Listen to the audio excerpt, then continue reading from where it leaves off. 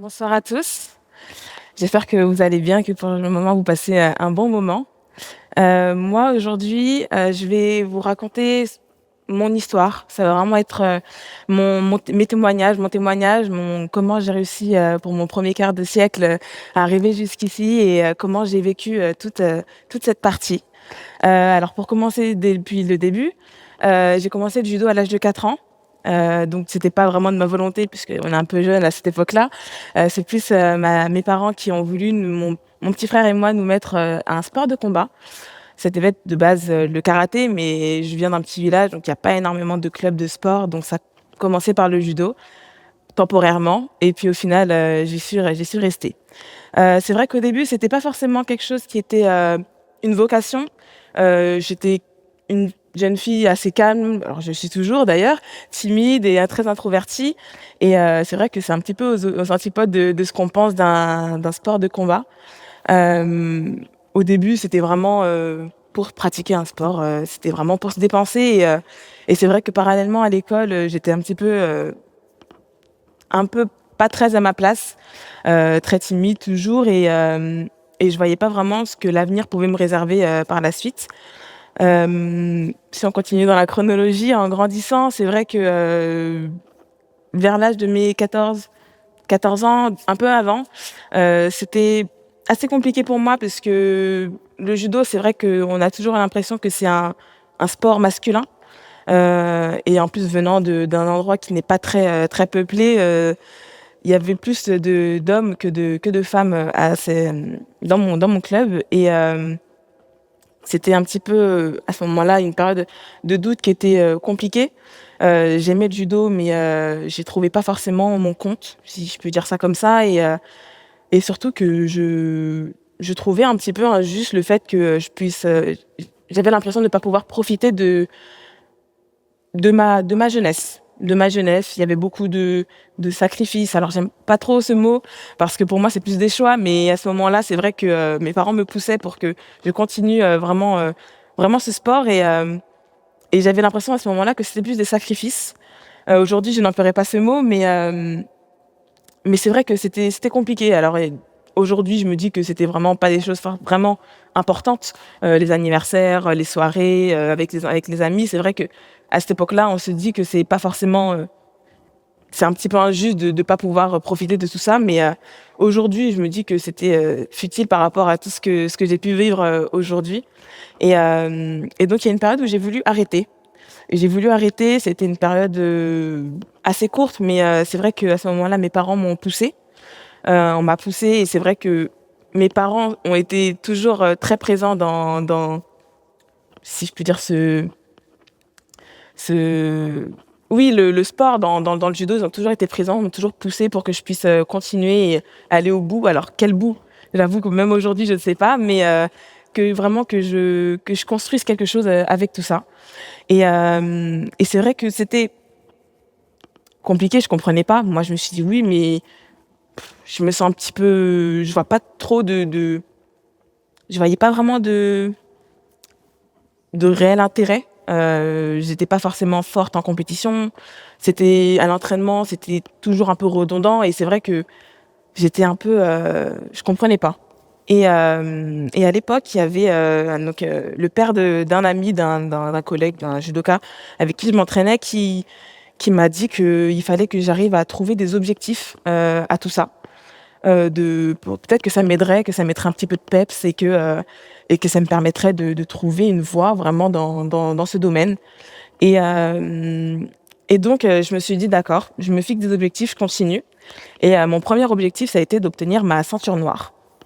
Alors au judo, on peut obtenir la ceinture noire à partir de l'âge de 15 ans. Donc j'ai travaillé pour ça. Du coup, je suis entrée dans mon premier sport-études. Hem, Sport-études, donc comme, le nom l'indique, c'est, lié à des études avec le sport et c'est vrai que là où je trouvais un petit peu mon compte, dans le sport, dans les études, c'était pas forcément ça. J'avais toujours un petit peu peur de faire des fautes, de prendre la parole et c'est d'ailleurs ce qui revenait sans arrêt dans mes bulletins: «Ne prends pas assez la parole» parce que, oui, j'avais toujours l'impression d'avoir les projecteurs braqués sur moi et qu'en fait, j'étais pas à ma place, que c'était assez compliqué à ce moment-là et je commençais prendre goût, on va dire, dans le sport de haut niveau, dans le judo, dans la compétition. Et c'est vrai que ça a été assez compliqué. Dans mes études, j'ai voulu, à une période, vraiment m'accrocher à ce que je voulais vraiment. C'est vrai que quand j'imaginais l'avenir, c'était assez compliqué d'imaginer ce que ça pouvait être, parce que c'était vraiment, j'avais l'impression que c'était d'un tout blanc et que j'avançais au jour le jour et je cherchais vraiment ma voie, parce qu'en plus à cette période-là, les enseignants, les parents, tout le monde nous dit qu'il faut savoir ce qu'on veut par l'avenir, là où on veut aller, pour savoir pour un métier, pour les études. Et c'est vrai que c'est important, mais quand on est aussi jeune, c'est vrai que c'est pas tout le temps évident de se projeter et se dire bah je sais ce que je vais faire à 25 ans, je sais ce que je vais faire à 30 ans. À 15 ans, c'est pas forcément les premières choses auxquelles on pense. Et, et donc mon premier objectif, ça a été d'avoir mon bac. Alors c'est vrai que dit comme ça peut être un petit peu banal et un petit peu surprenant, mais j'ai mis énormément de choses en place pour pouvoir obtenir ce diplôme. Ça a été un diplôme dans lequel j'étais pas forcément, on va dire, à l'aise. J'avais pris la voie du coup scientifique. C'était pas forcément la voie qui m'était destinée et que mes enseignants me voulaient que je prenne. Mais c'est vrai que c'était pour moi important parce que je m'étais dit que si je savais pas quoi faire, il fallait au moins que j'aille dans une voie qui était la plus vaste possible.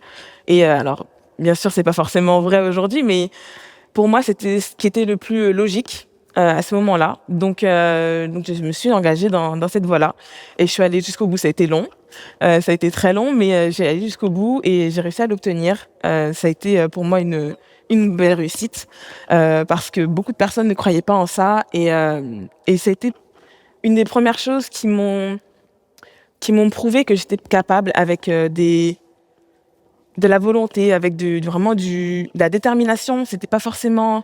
Il y en a plein qui m'ont dit oui, mais t'as pas une mention. Oui, mais pour moi, c'était vraiment le chemin qui m'a emmené jusque-là. Je me suis dit, je me suis vraiment donnée pour pouvoir obtenir ce diplôme. Et, euh, et ça a été un petit peu aussi pareil avec ma ceinture noire. Après mon premier objectif, donc une fois que j'ai obtenu ma ceinture noire, c'est vrai que je me suis dit, bon, là, qu'est-ce qu'on fait? T'as obtenu ta ceinture noire, est-ce que du coup tu fais comme tu as dit à cette personne, tu t'arrêtes maintenant ou tu continues pour pouvoir voir jusqu'où ça te mène? J'avais pas forcément des, des rêves de jeu à ce moment-là. J'imaginais pas forcément que le judo pouvait me combler autant, que ça pouvait arriver jusqu'à un métier. Pour moi, c'était pas forcément imaginable que le sport de haut niveau pouvait être un métier. Et c'est vrai que plus j'avançais, c'était d'abord ma ceinture noire. Ensuite, ça a été de être championne de France. Donc, c'était vraiment des petits objectifs comme ça qui sont arrivés au fur et à mesure. Et plus j'avançais et plus je prenais goût à la compétition.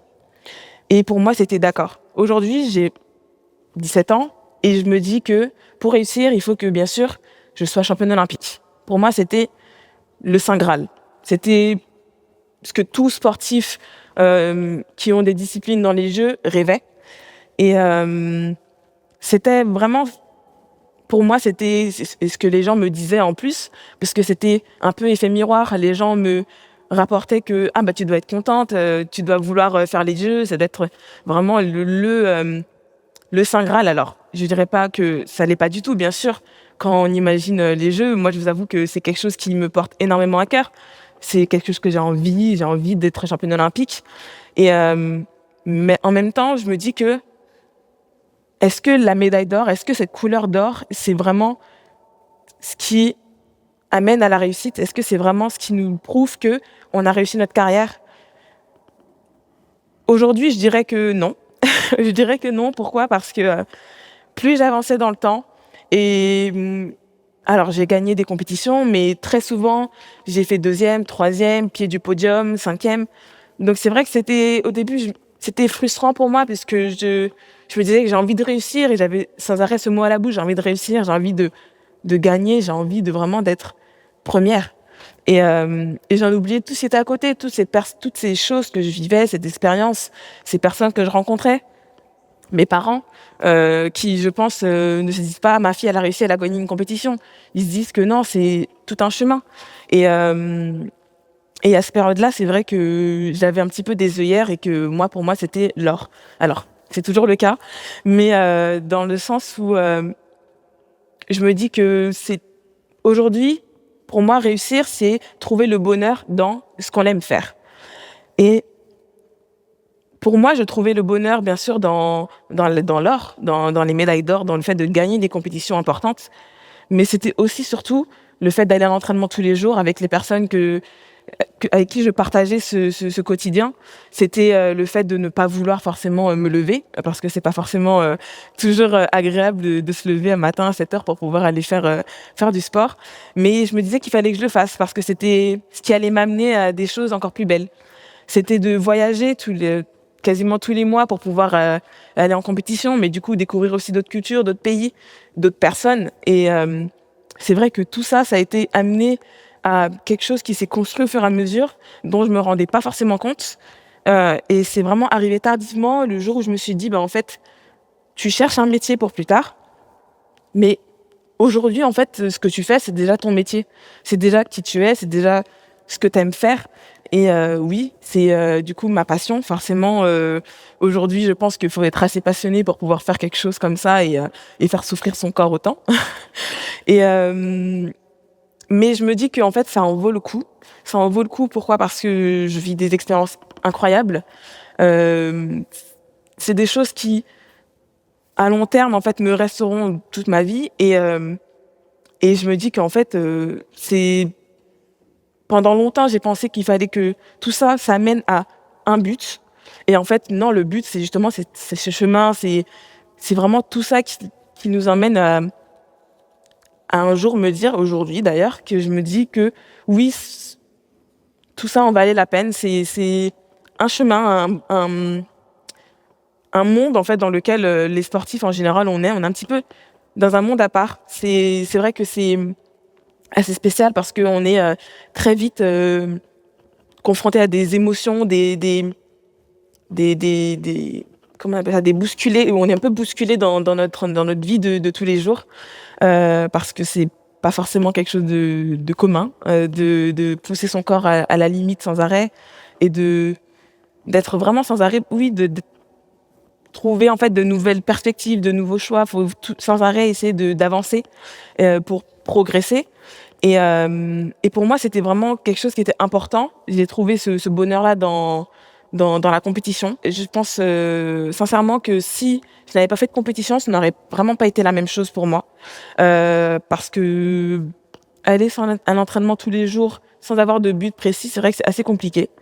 Alors aujourd'hui, c'est différent parce que j'ai eu goût à tout ça, mais quand j'étais plus jeune, c'est vrai que j'y trouvais pas forcément mon compte, comme je l'ai dit tout à l'heure et plus j'avance et plus, je me dis qu'une fois que ça va s'arrêter, ça va me faire un sacré vide.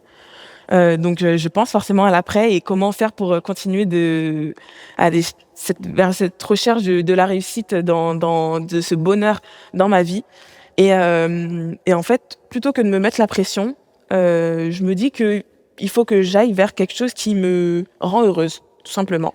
Il y en a beaucoup qui me disent: «C'est vrai qu'aujourd'hui, tu vis des émotions tellement fortes que une fois que ce sera fini, comment tu vas faire? Comment tu vas réussir à oui, à vivre avec autre chose?» Et en voyant beaucoup de professeurs de judo, pardon, de personnes qui ont vécu ça, très souvent, ils restent dans le milieu parce que c'est ces émotions-là qui les font vivre. Aujourd'hui, moi, c'est pas forcément ce que j'ai envie, quand j'imagine mon avenir, mais c'est vrai que, c'est toujours tentant un petit peu de garder ce lien, mais ce truc qui nous fait un peu vibrer. Si je prends par exemple, l'exemple des jeux où j'avais jamais vécu des moments, pareils. Avant ça, j'avais un peu de mal à imaginer ce que ça pouvait être parce que tout le monde nous parlait d'un événement, alors bien sûr planétaire, mais tellement fort en émotion que, j'avais cette impression que c'était un peu irréel et qu'en plus j'avais pas forcément ma place là-bas.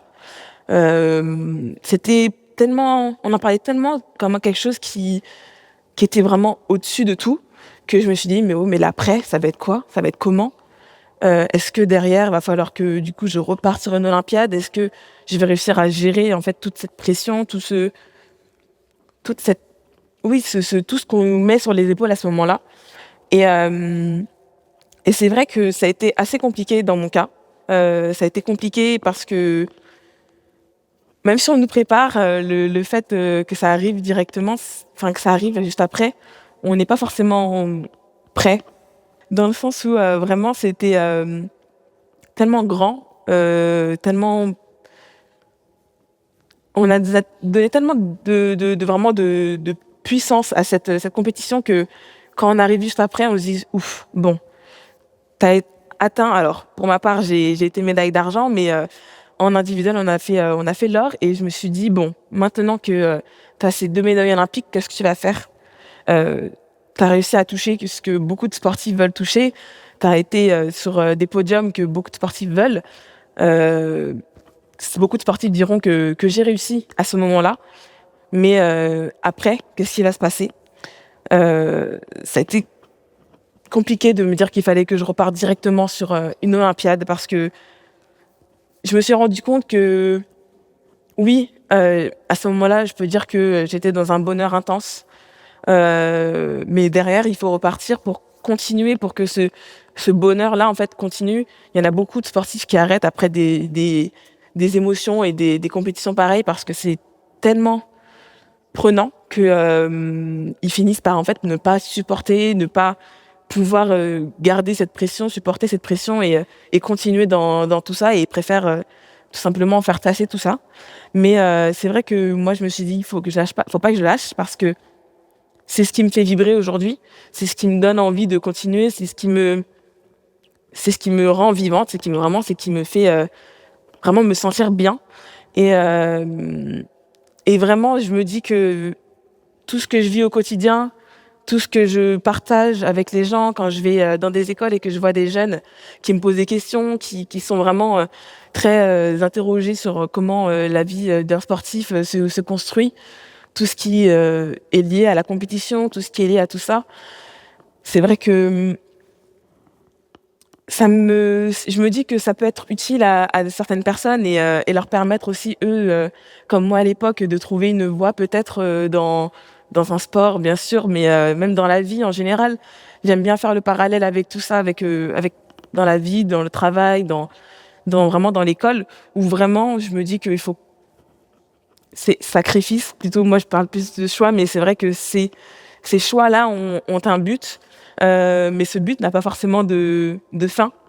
Dans mon cas en tout cas, il n'a pas de fin. J'espère que ce rêve vivra, éternellement et que par l'avenir, je trouverai quand même quelque chose qui arrivera à pas à compenser, mais, à continuer de faire, de faire vivre cette réussite qui pour moi, est pour l'instant, ma vie, dans autre chose, je l'espère, dans un autre domaine, pourquoi pas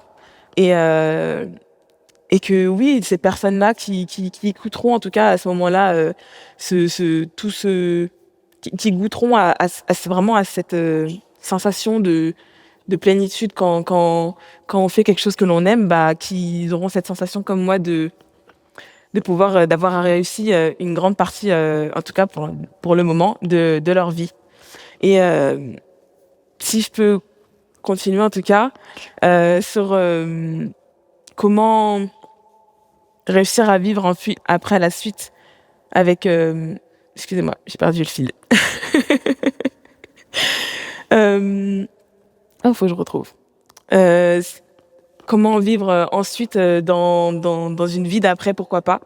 Non, j'ai perdu le fil, je suis désolée. Donc c'est la fin. Désolée de finir comme ça. Merci.